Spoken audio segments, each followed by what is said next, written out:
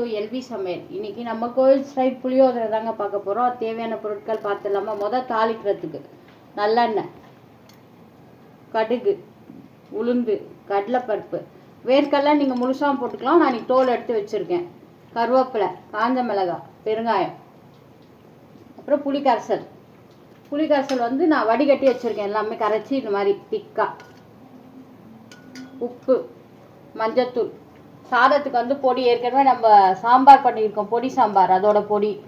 எள்ளை வறுத்து பொடி பண்ணி வச்சுருக்கேன். ஃபுல்லாக நல்லா நைஸாக பண்ணாமல் கொரன்னு பண்ணி வச்சுக்கோங்க. பச்சரிசி சாதம் வடித்து வச்சுருக்கேன், ஆற வச்சுருக்கேன். தாளிச்சிக்கலாங்க. நல்லெண்ணெய் ஊற்றிக்கலாம். நல்லெண்ணெய் தான் நல்லா டேஸ்ட்டாக இருக்கும். கோயில் அந்த வாசனை அந்த இது வரும். நல்லெண்ணெய் ஊற்றிக்குவோம். காய விடுவோம். நல்லெண்ணெய் காஞ்ச உடனே சொன்னேன் இல்லை, அதெல்லாம் போட்டுக்கலாம்.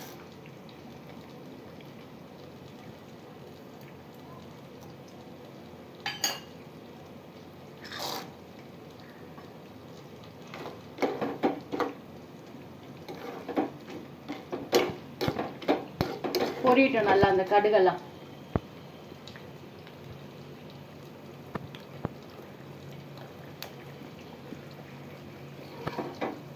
இந்த பருப்பெல்லாம் நல்லா செவந்து வரணும்.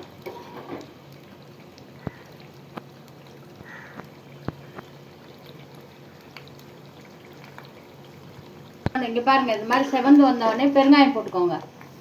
பெருங்காயம், காஞ்ச மிளகாய், கருவேப்பிலை போட்டு நல்லா மிக்ஸ் பண்ணி இறக்கி வச்சுக்கோங்க. அதை இது தனியாக இன்னொரு வானொலி வச்சுட்டு புளி கரைச்சி ஊற்றிக்கோங்க. இல்லைன்னா அதை மாற்றிட்டு அதிலே கூட ஊற்றிக்கலாம். இந்த புளியை நல்லா கரைச்சி வச்சுருக்கோம்ல, அதை போட்டுக்கோங்க. மஞ்சத்தூள்,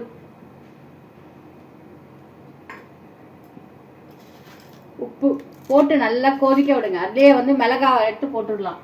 தாளித்து வச்சுருந்தோம்ல, பருப்பில் போடுறப்ப தாளிச்சோம்ல, அந்த மிளகாய் எடுத்து இதிலே போட்டு நல்லா கொதிக்க விடுங்க.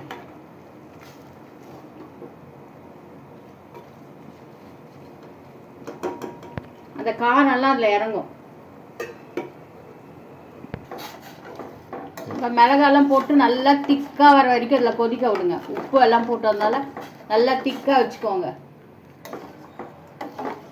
அந்த காரெல்லாம் இதில் இறங்கும். அந்த மிளகாய் காரெல்லாம் இதில் இறங்கும். இப்போ டேஸ்ட் நல்லாயிருக்கும்.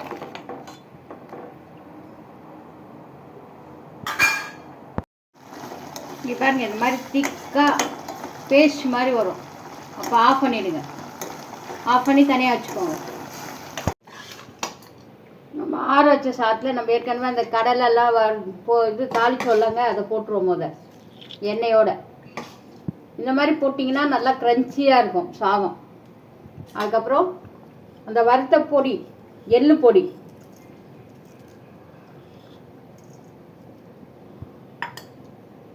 அதுக்கப்புறம் ஏற்கனவே நம்ம அந்த பொடி பண்ணியிருக்கோம்ல சாம்பாருக்கு, அந்த பொடி சாம்பாரில் பார்த்துக்கோங்க. அந்த பொடியை தெரியாதவங்க போட்டு நல்லா மிக்ஸ் பண்ணிக்கோங்க.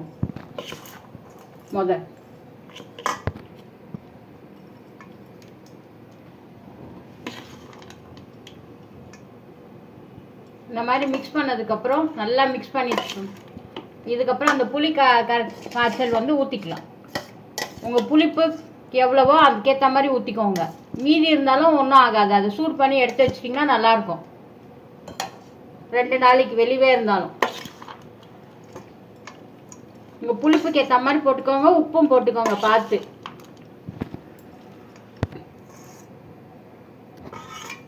இந்த மாதிரி கிண்டி வச்சுக்கோங்க.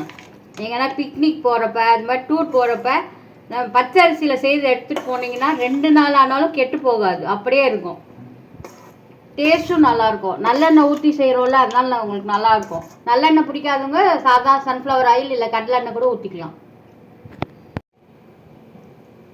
சுவையான கோயில் ஸ்டைல் புளியோதரை ரெடி. இதை சாப்பிட்டு பிடிக்கிறவங்க லைக் பண்ணுங்கள், கமெண்ட் பண்ணுங்கள், சப்ஸ்கிரைப் பண்ணாதவங்க சப்ஸ்கிரைப் பண்ணுங்கள், ஷேர் பண்ணுங்கள்.